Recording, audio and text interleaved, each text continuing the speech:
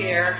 I'm thrilled and excited about our next series on working with sellers. So this month we're going to be talking about working with sellers and everything that has to do with helping sellers make great decisions, also helping you be able to present in front of a seller with confidence, and also by being able to provide the seller with information they need. You know, sellers have lots of concerns today, including price. Of course they're concerned about price, but in addition to that, what's going on in the marketplace? Can they get out of their houses if they need to sell them? Are they upside down in their homes? Where's their equity? What are you going to do to market and sell their home for top dollar? What about commission? I mean, agents today are really facing a lot of questions from sellers.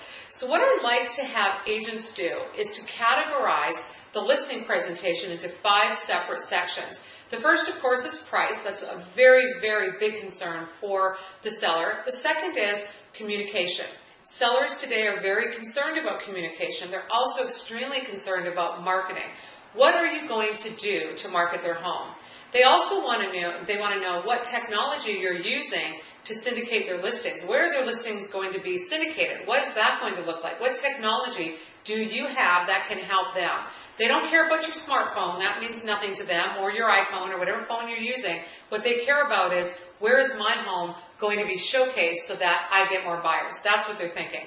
The final thing that they're really concerned about is the photography, the quality of photography, and perhaps the merchandising or staging of their home. So those are 5 key areas. Now, one of the things that I like to do, and you guys are going to get a copy of this wonderful visual that I like to use with sellers, and basically you're going to see a number of circles, and it's really cool because it breaks it down into the 5 areas that I just talked about.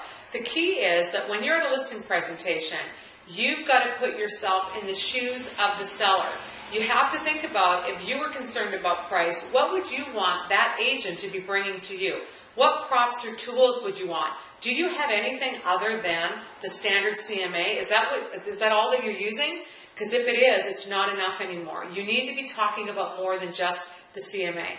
The next thing, communication. What communication tools do you have? What props and tools are you going to bring to the presentation to showcase that?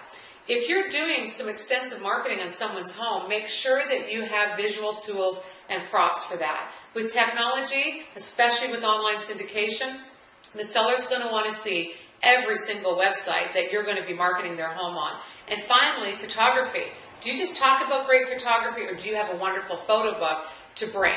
So what we're going to do over the next 3 weeks is we're going to talk a lot more about different areas that sellers are concerned about. But for this week, I want you to really be focusing on your presentation, the 5 categories, and ask yourself this very important question.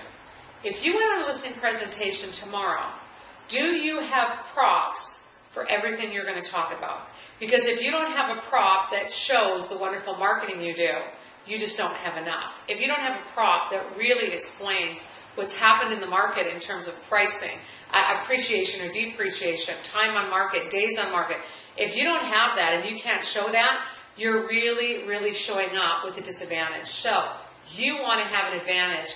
You want to win that listing. So you got to take it to the next level. So until next week, I'm really excited about this week because the listing presentation can be the single greatest tool you use to transform your business and to get more listings. So thanks for joining me, and make sure to check out that wonderful visual that I talked about, and check back with me next week.